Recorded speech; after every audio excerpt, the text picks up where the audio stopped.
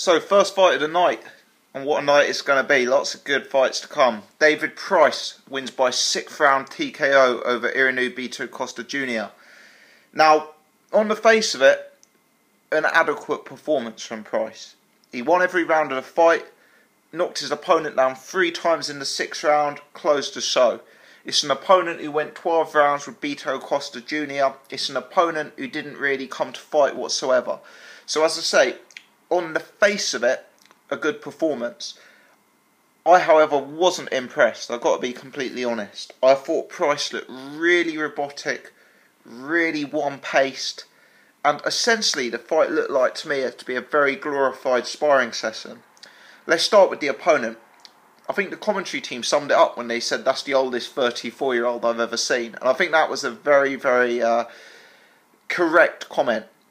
He also looked terrible on the scales. He didn't look very motivated. He didn't look like he was in good shape. Now, I've seen him fight before, as I say, a very boring, dull fight with Christian Hamer over 12. I saw Joseph Parker look very good in stopping him early. But what he did this fight was seemingly come just to cover up. Very little output from him. A lot of plodding around the ring. And effectively, the first 5 rounds were pretty much won by David Price. Just from standing off him and throwing a bit of a jab.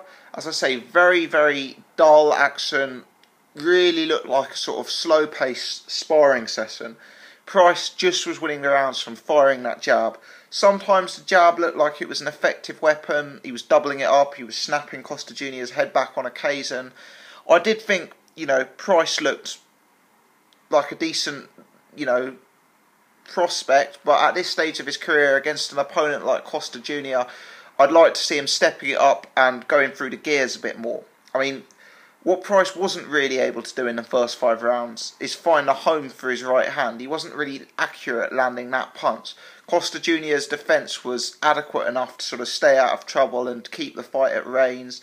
And I think, for me, Price kind of looked out of ideas. He kind of looked like he was happy to accept that it would just be a 10-round fight dominated by the jab. We didn't see Price fighting on the inside, which is no surprise. We didn't see Price, working the body. We didn't really see him throwing a lot of different punches other than the jab.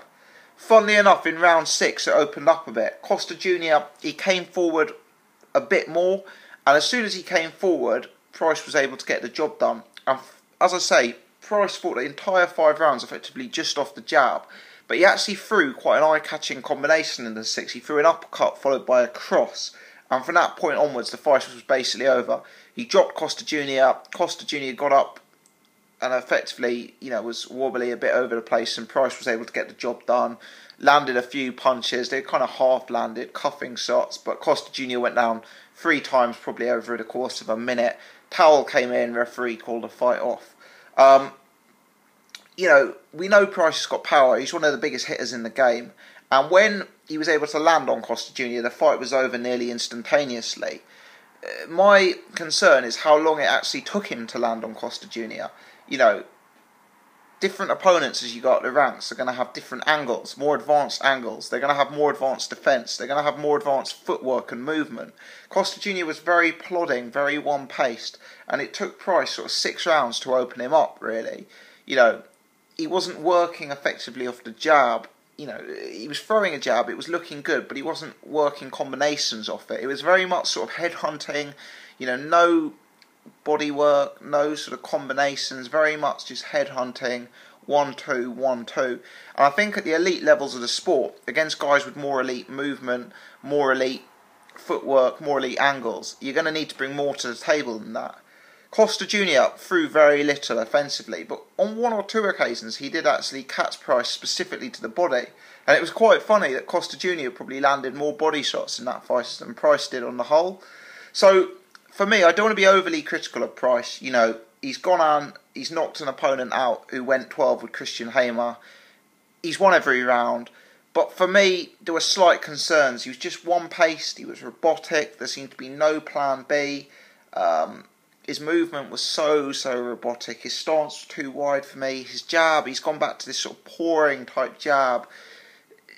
He didn't look like a class act in there. He didn't look like a guy who you think is going to step up the levels. And frankly, based on that performance tonight, if you said Price versus Tony Thompson, Price versus Malik Scott, yeah, of course Price has got a puncher's chance because he's hit so hard. But based on that, for me, he was too one-paced. He lacked sort of versatility to his game, and I think that's really going to cost him when he steps up the ranks.